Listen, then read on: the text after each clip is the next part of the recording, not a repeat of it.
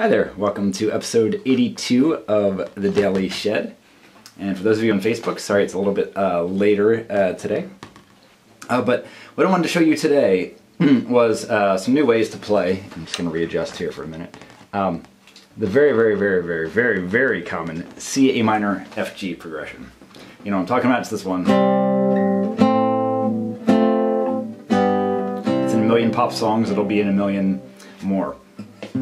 Before history is done with us. So I wanted to show you just a couple of different ways to voice those chords that I find pretty handy when playing together. It is so common that I think it bears a new approach. And this will also introduce you possibly to some new chord shapes as well. So again, basic progression: C, A minor, F, G. Like that. So one way I like to do it is here. I kind of tend to think of the neck being in zones. You know, kind of you've got first position and kind of this middle zone and up higher and then way up here, sort of an octave where you start playing octaves of the bottom chords. So this is a very easy C to hit. You've got your basic C, of course. This one here, where it's just the G shape. So it's down there, you know, with your pinky finger, or rather your ring finger on the B string. Just put it up there. You need to mute the D string. Very useful C, and it gets you in the middle of this neck here. So when you're in the middle of the neck, then you want to find an A minor that's close by. Thankfully you have this one. Okay, if you think about it being an A minor bar chord, but play the opened A string instead, and then the rest of the chord from there on down. So C, A minor.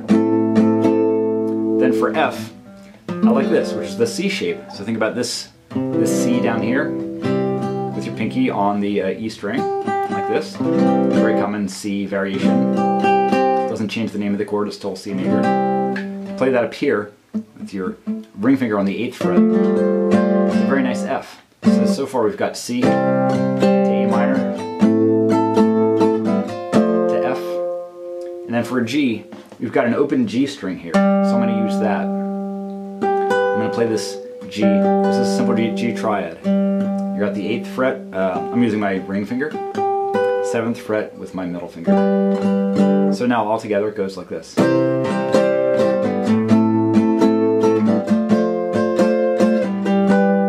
It's comparative, of course.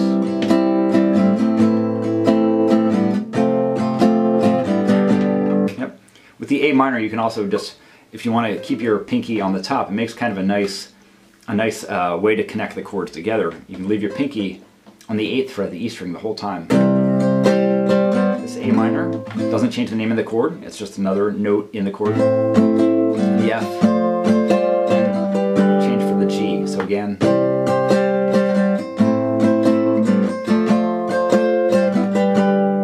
yep. So again, same chords as down here, just in a different spot. And one more, especially if you're finger picking and you don't have to whack all 6 strings, is to play this C. It's really a C bar chord, but just the bottom 4 notes. And then A minor, you just move your play your pinky on the 10th fret of the B string. That makes it an A minor. C major, that's A minor. And then for an F, you then just move your middle finger, or whatever finger you're using on the G string, up a fret to the 10th. And then open G string, 12th fret on the B string, 10th fret on the E. So again, those chords.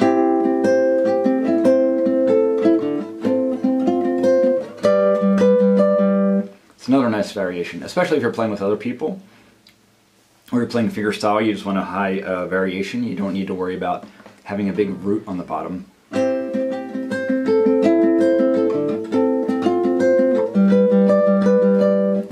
It's a nice variation also. And these are chords that I'll use myself in other situations as well, in other progressions. But this progression especially I find really useful for these because they're so close together. You can play them without looking down if you're a singer. You know, this kind of thing is real easy to do without looking. It's much more interesting sounding than this.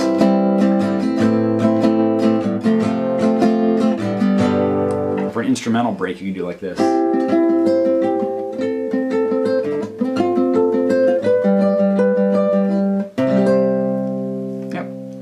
So, hope this is useful to you. I'm sure you've come across this progression before. Let me know any comments or questions, and as always, thanks so much for watching.